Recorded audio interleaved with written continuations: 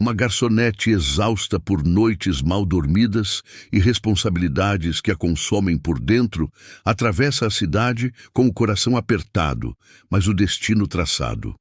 Em meio ao burburinho elegante de uma confeitaria de luxo, ela cruza o olhar de uma menina que não fala, mas cujo silêncio grita por dentro. Um simples gesto, um biscoito de mel e um vínculo inesperado nasce ali, capaz de atravessar barreiras, desafiar o impossível e reescrever um futuro que parecia já decidido.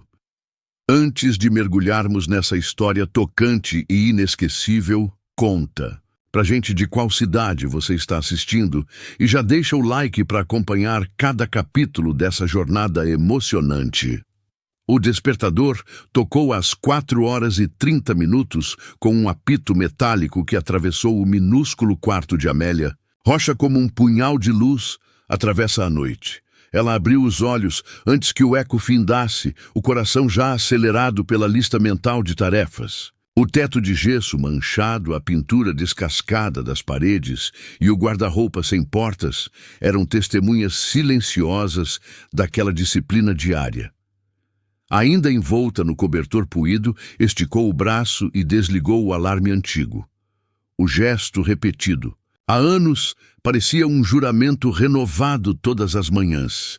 A água fria do chuveiro, racionada por um aquecedor instável, castigou-lhe a pele clara, mas despertou-a por completo. Na minúscula pia, pendiam fios de cabelo loiro, ainda úmidos, que ela prendeu num coque apressado. Observou a própria imagem no espelho rachado. Olhos castanho claro e determinadas sardas espalhadas na ponte do nariz. Beleza delicada, mas com olheiras que falavam de noites mal dormidas. Vestiu a calça preta de tecido firme e a blusa branca impecavelmente engomada, uniforme da confeitaria Maison Douce. Em seguida, pendurou no pescoço o crachá laminado que reluzia seu nome com letras douradas. Era como colocar a armadura antes da batalha. No cômodo vizinho, a pequena TV anunciava o noticiário matinal, volume baixo para não acordar os vizinhos. Amélia cruzou o corredor estreito até a sala, onde a avó Dona Adelaide dormia numa poltrona reclinável, respirando em apitos suaves. Sobre uma mesinha improvisada, remédios dispostos com precisão militar e um copo d'água recém-trocado. Amélia ajeitou a manta de tricô sobre os ombros da idosa e tocou-lhe a testa com ternura.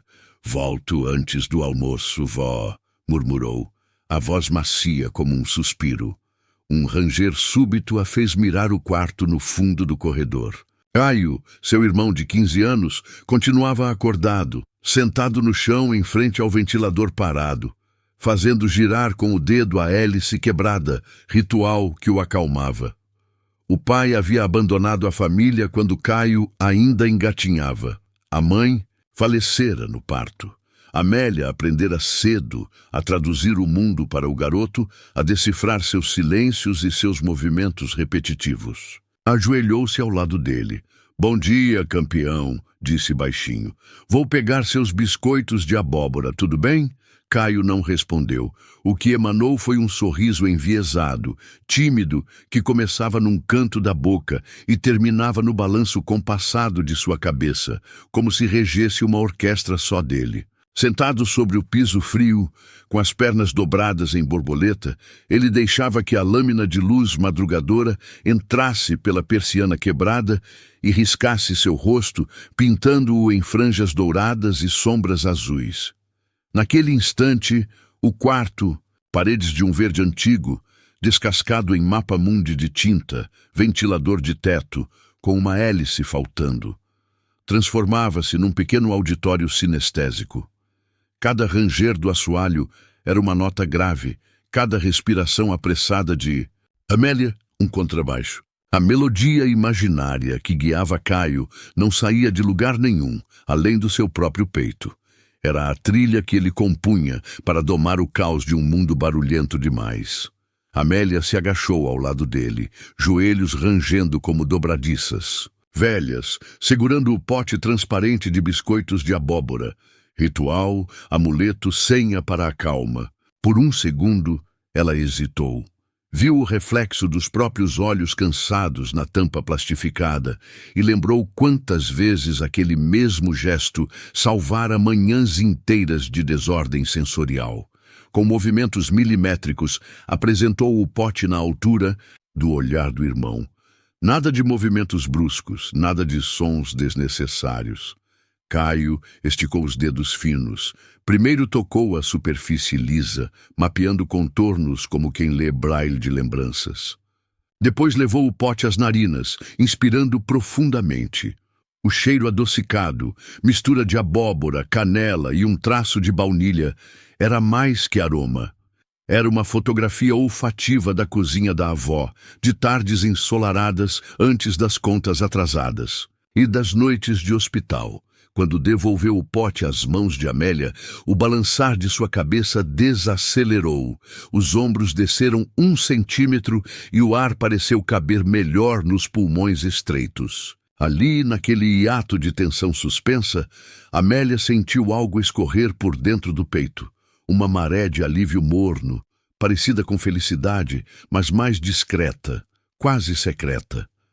Ela sabia que aquele instante de paz custava caro, custava madrugadas. De estudo enquanto o bairro dormia, custava sorrisos engolidos perante chefes tirânicos, custava sonhos adiados sobre uma mesa de contas. Mesmo assim, quando viu o irmão repousar a cabeça contra a parede, olhos semicerrados, pensou que daria outra vida, se tivesse, para comprar mais alguns minutos como aquele. Na penumbra esverdeada do quartinho, onde a tinta se soltava feito casca velha de árvore, o silêncio agradecido de Caio valia mais que ouro. Valia o propósito de seguir levantando todos os dias às 4h30, mesmo que o mundo lá fora insistisse em cobrá-la com juros impagáveis. Às 5h10, já na rua, Amélia sentia a garoa fina lambuzar o asfalto.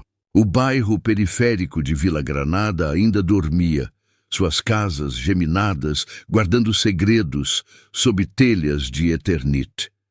Ela caminhou até o ponto de ônibus com passos rápidos, segurando a bolsa surrada onde levava um estojo de maquiagem barato, marmita, de plástico azul e um caderno cheio de anotações de pedagogia, curso que fazia online nas madrugadas. O ônibus deu um chio prolongado ao encostar.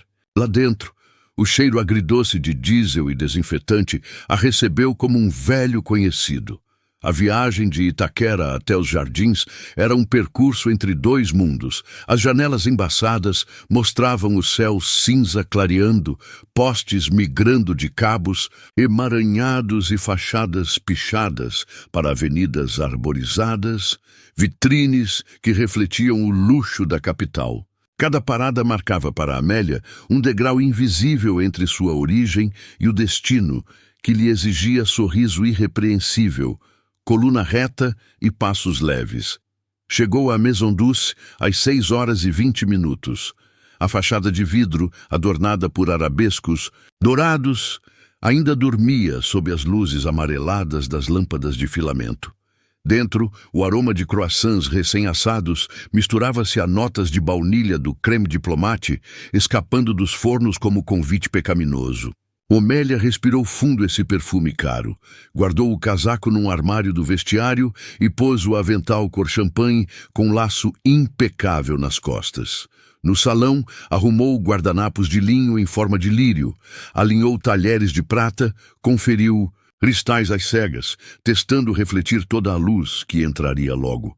Os funcionários chegavam um a um, parabenizando-se com acenos rápidos. No balcão de mármore branco, Amélia desembrulhou a toalhinha de microfibra, polindo taças até ouvirem o leve tinido de perfeição. Às 7h em ponto, adentrou o gerente Raul Albuquerque. Terno slim azul marinho, gravata vinho, cabelos engomados para trás e um olhar de águia que varria cada detalhe. Ele se aproximou, cheirou o ar, ajeitou a manga e falou num tom estudado para impor superioridade.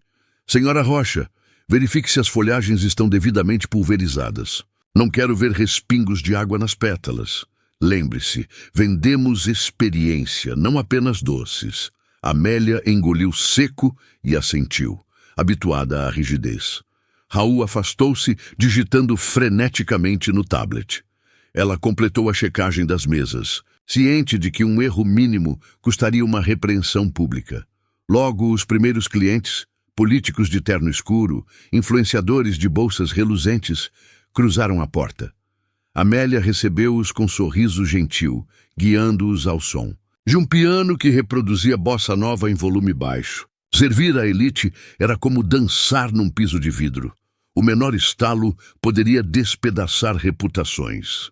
Enquanto garrafas de água mineral francesa tilintavam sobre bandejas, o pensamento de Amélia flutuava até Caio e a avó. Cada gorjeta que cairia, naquela manhã, tinha destino certo: fraldas geriátricas, leite sem lactose, parcelas atrasadas de luz. O relógio marcava 10h45 quando ela sentiu a leve pontada de cansaço nas lombares, sinal de que era hora de beber. Um gole d'água nos bastidores. Respirou fundo atrás do balcão, fechou os olhos um instante e, no silêncio daquele microespaço, repetiu seu mantra. Só mais um turno, só mais um sorriso. Mal sabia ela que, antes do fim do dia, sua vida inteira seria arrancada das mãos e jogada em direção ao desconhecido. O som da campainha da porta anunciou a chegada de uma reserva importante. Amélia endireitou os ombros, puxou o avental para a frente e caminhou de volta ao salão reluzente, sem imaginar que o destino começava ali a mover peças de um jogo muito maior que seus sonhos e seus medos. O relógio de parede da Maison Douce, um modelo antigo, ovalado, com ponteiros dourados e números romanos já desbotados, marcava exatamente 11h05 quando a porta de vidro se abriu com um som seco, como se rasgasse o tecido, de uma rotina bem passada. O som delicado, quase imperceptível, bastou para que todas as conversas no salão cessassem por um instante, como uma respiração presa no peito coletivo. Um facho de luz intensa, cortante como navalha, invadiu o ambiente com a precisão de um holofote em palco escuro, iluminando partículas de poeira suspensas que giravam como pequenos cometas dourados. A entrada não era apenas física, era simbólica.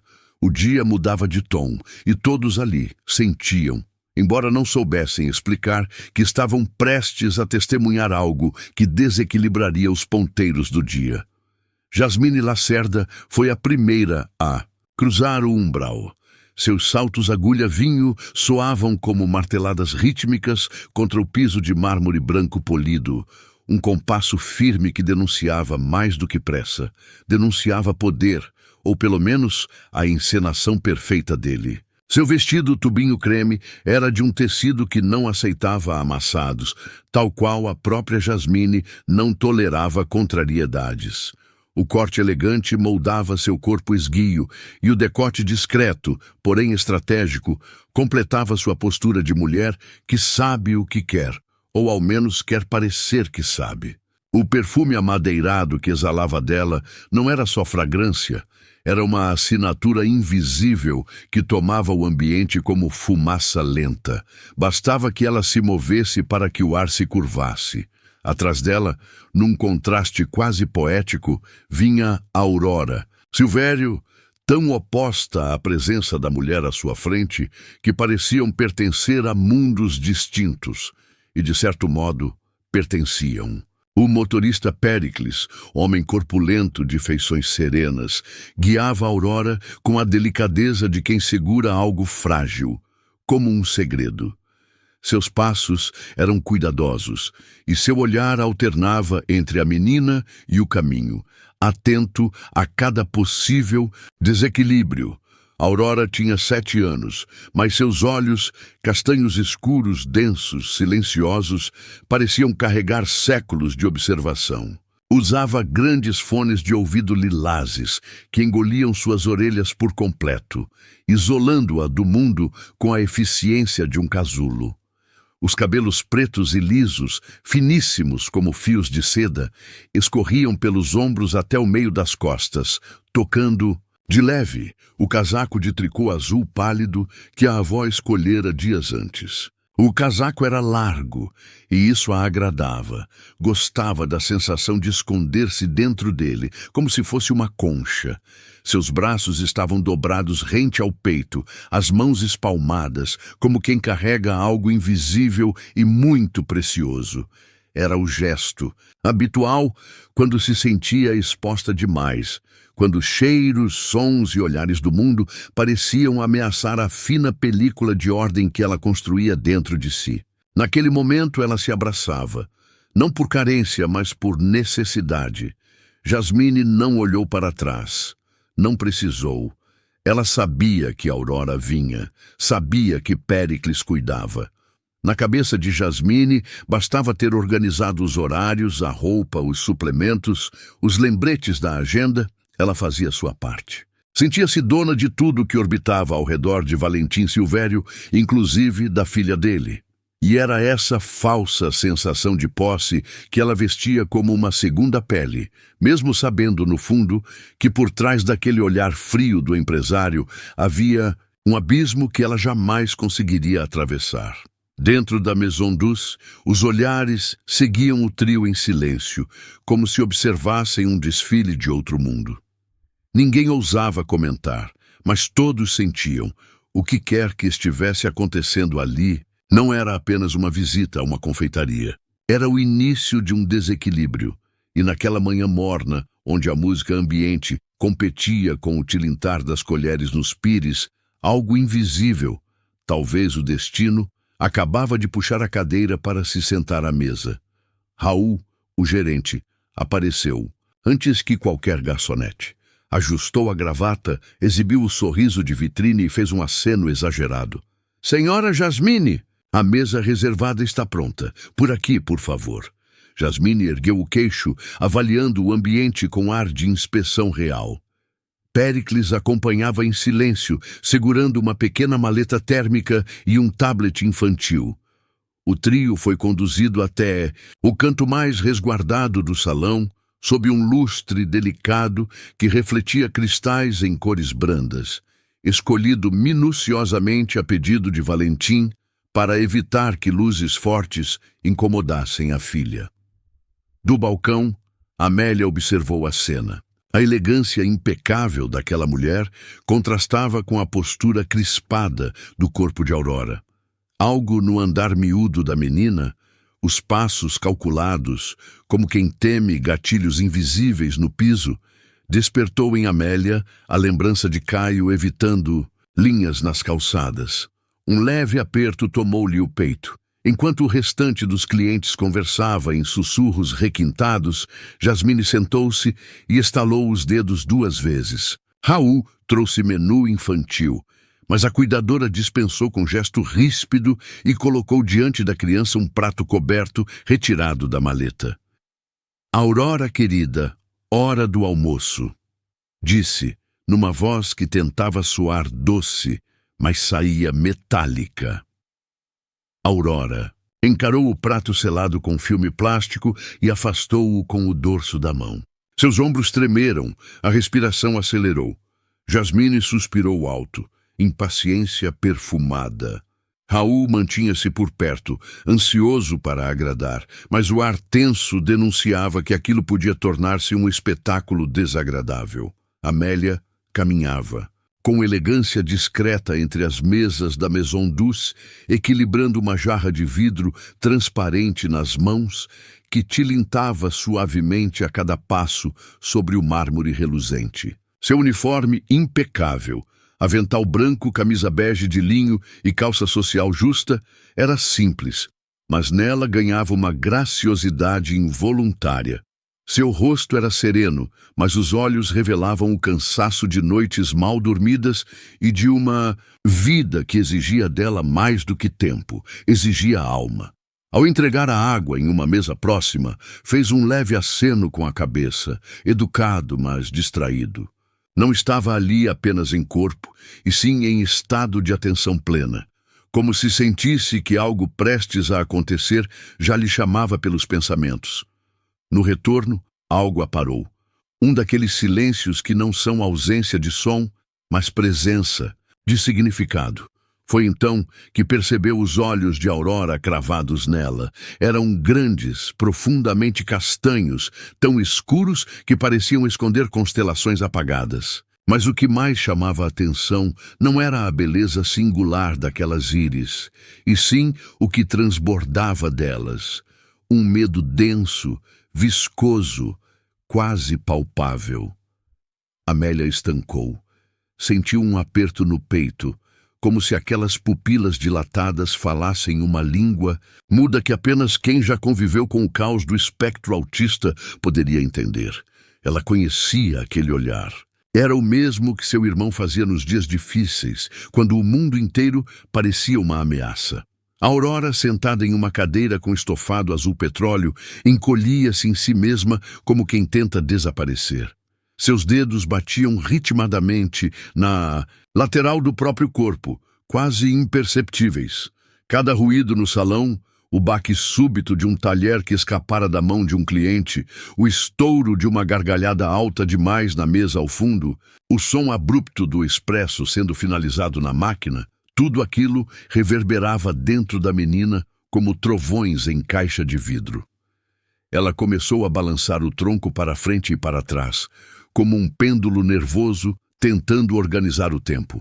Murmurava algo baixo, inaudível, afogado pelos fones de ouvido cor de lilás que cobriam suas orelhas como conchas protetoras. Aquele era o seu refúgio, e o mundo um campo minado. Jasmine, sentada elegantemente à frente da menina, folheava o cardápio com fingido desinteresse. Seus olhos estavam em tudo, menos em Aurora. Ela não percebia os sinais, não entendia que aquilo era mais do que birra ou nervosismo. Quando enfim notou o movimento da criança, esticou o braço com impaciência e tentou agarrá-la pelo pulso, como quem segura um objeto rebelde. Seu toque foi brusco, mecânico, sem intenção de acalmar. Era um gesto para conter e não para cuidar.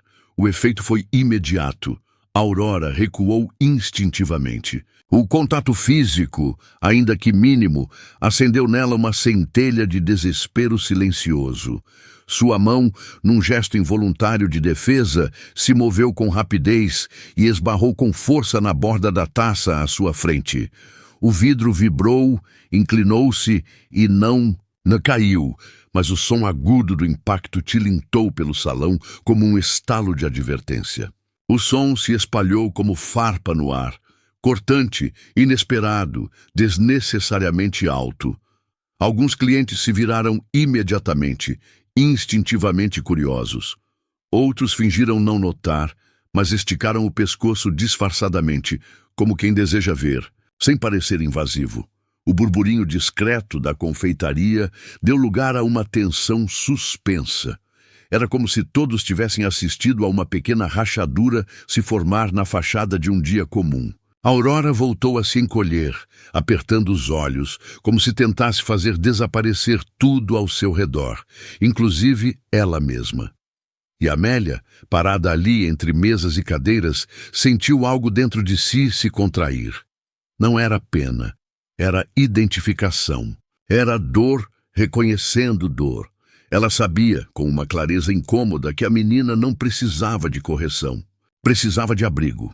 E ali, naquele instante congelado no tempo, uma ponte invisível começava a se formar entre duas almas que ainda nem sabiam o quanto estavam prestes a transformar uma a outra. "Preciso de um garfo pequeno rápido", exigiu Jasmine para Raul, sem esconder irritação. Amélia sentiu um calor súbito subir-lhe pelas veias. Um impulso que não era racional, era instintivo, como se a parte mais visceral do seu ser, moldada por anos, cuidando do irmão autista, tivesse assumido o comando. As dobras do guardanapo que arrumava escorregaram de seus dedos, caindo sobre a mesa como se o mundo ao redor tivesse desacelerado. O burburinho da Maison Douce, tilintar de talheres, vozes a meia altura, o assovio da máquina de café, tornou-se ruído branco, Tudo o que importava agora era a menina de fones lilazes, olhos assustados e um corpo que implorava por segurança. O ambiente requintado da confeitaria contrastava fortemente com a tensão no peito de Amélia. O salão, com seu piso de mármore, polido e lustres de cristal pendendo do teto abobadado, era um lugar que pedia perfeição. Nada de improvisos, muito menos interferências emocionais. Mas Amélia já não ouvia as regras silenciosas daquele espaço. Algo mais forte que ela falava mais alto, algo que nascia da experiência. Dos anos em que aprendeu a ler sinais invisíveis no irmão, a prever colapsos antes que eles chegassem, a oferecer conforto sem invadir o espaço alheio. Sem pensar, caminhou até a bancada de doces artesanais, uma ilha de delícias, dispostas como joias em bandejas espelhadas. Seus olhos correram rapidamente pelas opções. Macarons coloridos, fatias de torta de frutas vermelhas, biscoitos amanteigados com cobertura de limão. Mas ela sabia exatamente o que procurava. Seus dedos alcançaram um mini biscoito em forma de estrela, feito com mel orgânico e sem glúten. Uma das poucas opções do menu pensada para crianças com restrições alimentares. Ao lado, pegou uma colher infantil de silicone azul turquesa, delicada e segura, daquelas usadas para degustações nos eventos infantis que a confeitaria às vezes promovia. Havia uma ternura consciente naquele gesto. Não era só um lanche, era uma tentativa de conexão. Um símbolo de aproximação segura.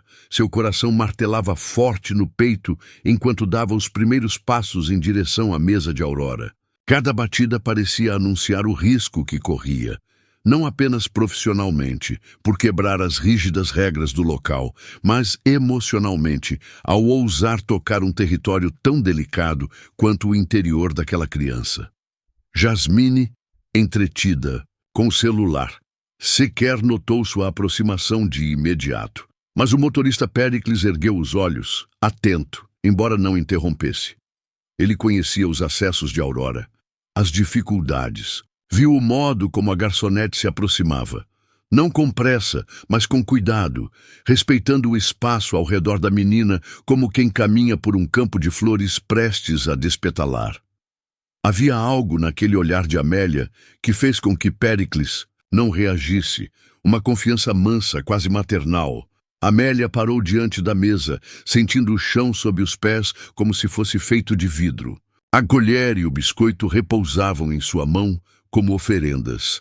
Ela não disse uma palavra, apenas aguardou que Aurora a notasse. Sua respiração estava controlada, mas sua mente era um turbilhão. Imagens do irmão surgiam como flashes. Noites. Em claro, crises no supermercado, o sorriso raro após um gesto simples. Ela sabia que não existia fórmula mágica, mas sabia também que às vezes bastava uma fagulha de empatia para reacender a confiança no mundo. A confeitaria continuava, sua sinfonia de rotina, mas para Amélia tudo havia parado. Aquele momento à beira do improvável seria um divisor de águas. E mesmo que ela não soubesse ainda o quanto sua vida estava prestes a mudar, seu coração, agora mais forte do que nunca, já intuía. Era ali que começava algo que não poderia mais ser desfeito. "Posso tentar?" perguntou, olhando não para Jasmine, mas para Aurora. Jasmine virou-se, surpresa e ofendida. "Nós estamos bem, obrigada", disparou cada sílaba gélida. Mas Aurora, nesse instante, fixou o biscoito. Os olhos da menina ficaram menos desfocados. Havia ali um fio de curiosidade. "É só um minutinho", insistiu Amélia, ajoelhando-se, deixando-se ficar abaixo da linha de visão da criança. "Esse biscoito tem poderes secretos. Ele só funciona se a gente usar esta colher mágica e respirar bem devagar." Ela mostrou a colher, girando-a como uma hélice de avião. Aurora soltou um quase imperceptível e imitou o movimento com a mão, fascinada pela cor vibrante do utensílio. Amélia manteve a voz num timbre de concha, suave, recitando: "Primeiro a colher pousa, Depois a estrela de mel decola. Ela se aproximou da mesa com a respiração contida, como quem carrega nas mãos algo sagrado. Omélia não ousou invadir o espaço da menina, mesmo que cada parte de si pedisse para falar com voz suave ou estender um carinho. Em vez disso, agiu com a sabedoria silenciosa de quem aprendeu, ao longo dos anos, que o afeto verdadeiro muitas vezes se manifesta pela contenção. Colocou cuidadosamente o biscoito em cima da pequena colher azul turquesa, depositando ambos na borda da mesa, sem fazer alarde, sem mover bruscamente os braços, sem dizer uma palavra. Era um gesto simples, mas carregado de uma intenção delicada, o respeito pelo tempo da criança.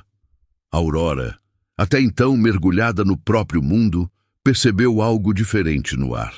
Seu corpo, que ainda balançava em um ritmo tênue, foi aos poucos, desacelerando. As pequenas mãos, antes cerradas contra o peito, hesitaram.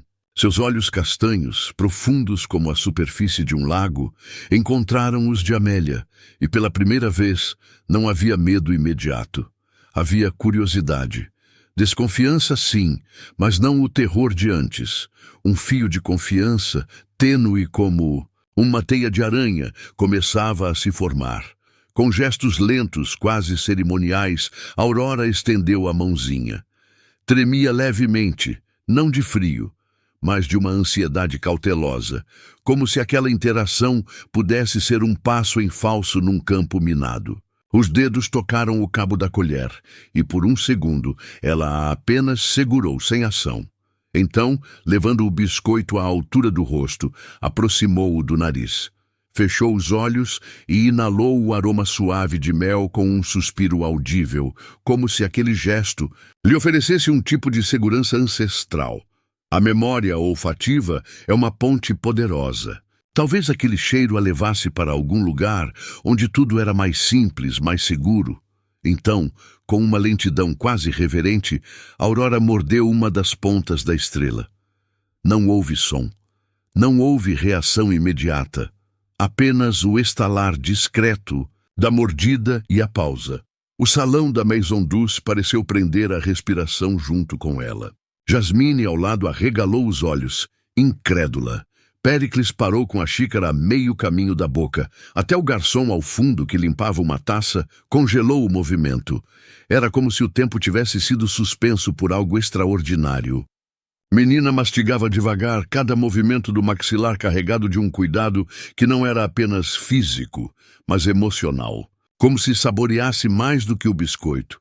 Como se naquele pequeno pedaço de mel houvesse um vislumbre de liberdade. Um gesto aceito, uma presença que não invadia, apenas oferecia. Seus olhos não deixaram os de Amélia durante todo o processo. Fixos, atentos, analisando como se a mulher fosse um mapa que precisava decifrar. E ao fim da mordida, Aurora soltou um leve suspiro, quase inaudível, mas carregado de significado. Seus ombros, tensos até então, como se carregassem o peso de um mundo que ninguém entendia, finalmente relaxaram. Levemente, sutilmente, mas o suficiente para que qualquer um que a conhecesse soubesse. Algo raro acabara de acontecer.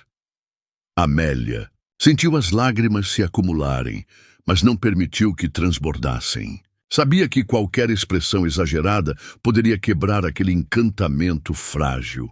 Ficou apenas ali, imóvel, sustentando o olhar da menina, compreendendo sem dizer. E foi nesse silêncio denso, carregado de incredulidade e reverência, que todos, até mesmo Jasmine, entenderam que algo impossível havia acabado de acontecer e que aquela garçonete simples, desconhecida, tinha atravessado a muralha invisível que cercava Aurora Silvério. Raul, o gerente da confeitaria, estava a poucos passos da cena, parado como uma estátua esculpida no mármore da incredulidade. Os olhos, normalmente semicerrados de tédio ou crítica, agora estavam arregalados como janelas abertas por um vendaval. Seus lábios se entreabriram, mas nenhuma palavra conseguiu sair. O script da rotina elegante e fria da Maison Douce havia sido rasgado diante de seus olhos, e ele, o maestro daquele ambiente impecavelmente calculado, fora deixado sem partitura. O blazer justo que usava, combinando com a gravata de nó pequeno e perfeito, parecia agora apertar seu pescoço como uma coleira de autoridade ferida. O que acabara de testemunhar contrariava não apenas uma norma da casa, mas também a ordem estética e previsível que ele prezava como sagrada. Jasmine, ao lado, perdeu por um instante o domínio que vestia com tanto orgulho. O sangue lhe fugiu do rosto como areia escorrendo por uma ampulheta rachada. Os dedos, antes repousando sobre a bolsa de grife que carregava como símbolo de status, cerraram-se ao ponto dos nós ficarem brancos. Engoliu em seco, tentando sufocar a raiva que subia pelo peito como fogo líquido. A humilhação era uma presença física, densa, palpável, quase com cheiro. A garçonete, aquela moça sem sobrenome importante, sem verniz, sem posição, tinha conseguido o que ela, com todo o seu esforço milimetricamente calculado, jamais obtivera com Aurora. Conexão. Era uma afronta direta ao pedestal, onde Jasmine havia subido sozinha, convencida de que ninguém ousaria tirar-lhe a coroa. Amélia, por sua vez, ainda ajoelhada diante da menina, respirava como quem acabara de vencer uma maratona emocional. O coração galopava no peito, mas o rosto trazia uma serenidade rara, não aquela das vitórias grandiosas, mas daquelas pequenas e secretas que se tornam eternas. Sorriu, e seu sorriso foi lento, sincero, cheio de nuances. Era o tipo de alegria que nasce do instinto, da entrega, da escuta silenciosa. Naquela breve comunhão entre ela e Aurora, todo o resto desapareceu. As regras do restaurante, os olhares atravessados, a hierarquia do mundo ao redor. Naquele instante congelado no tempo, não havia patrão, não havia cuidadora invejosa, não havia clientes julgadores. Havia apenas uma mulher ajoelhada e uma criança que, pela primeira vez em muito tempo, havia comido em paz. O salão da confeitaria, sempre tomado por uma aura de luxo e protocolo, agora parecia desajustado, como um cenário tentando abrigar uma história real demais. Os espelhos reluziam com um brilho frio, indiferente ao que se passava. O cheiro de café recém-passado, de massa folhada, amanteigada e flores frescas se misturava com a tensão do ar, como uma orquestra que desafinava entre notas doces e dissonantes, e naquele caos mudo, onde nenhuma palavra ousava nascer, Amélia manteve-se ali ajoelhada como uma estátua viva de gentileza e coragem. Sabia, ainda sem olhar para Raul, que o preço viria, que sua atitude custaria caro, mas não importava.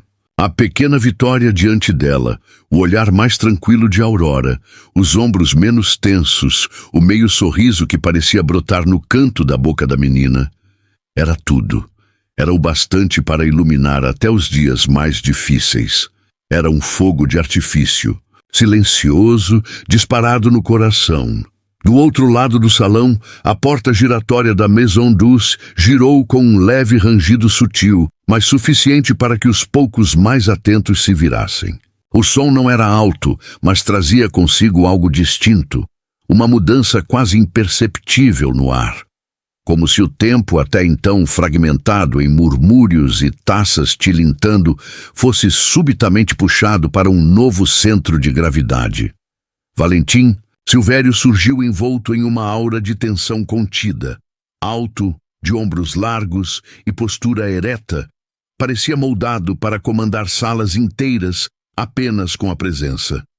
O terno cinza grafite que usava, sob medida, abraçava seu corpo com uma precisão que denunciava o olhar clínico de alfaiates italianos. Mas o tecido, por mais impecável que fosse, não conseguia esconder a leve rigidez de seus movimentos. Não era rigidez por arrogância, mas por uma angústia contida, como a de quem carrega o mundo nos ombros e se recusa a deixá-lo cair. Seus olhos castanhos, profundos e levemente sombreados por olheiras de noites mal dormidas, varreram o salão com urgência. Primeiro os rostos, depois os cantos, e por fim o centro da confeitaria. Era como se estivesse à procura de algo que só ele soubesse o nome. E então, como se um raio o atingisse por dentro, seus olhos pousaram na filha, Aurora. Sua pequena Aurora. Se o silêncio de uma criança pode dizer mais do que 1000 palavras, e se um simples gesto for capaz de quebrar as paredes mais altas do coração, então o que acontecerá quando o pai dessa menina, poderoso, desconfiado e marcado por perdas, encarar a garçonete que ousou tocar o mundo que ele tanto tenta controlar? No próximo capítulo, verdades começam a se mover nas entrelinhas, e um olhar pode mudar o destino de todos. Você não vai querer perder o que vem por aí. Curta, compartilhe e ative as notificações, porque a história de Amélia e Aurora está apenas começando. E ela promete tocar onde ninguém mais ousa alcançar. Essa história tocou seu coração? Compartilhe com a gente nos comentários. Sua opinião é muito importante.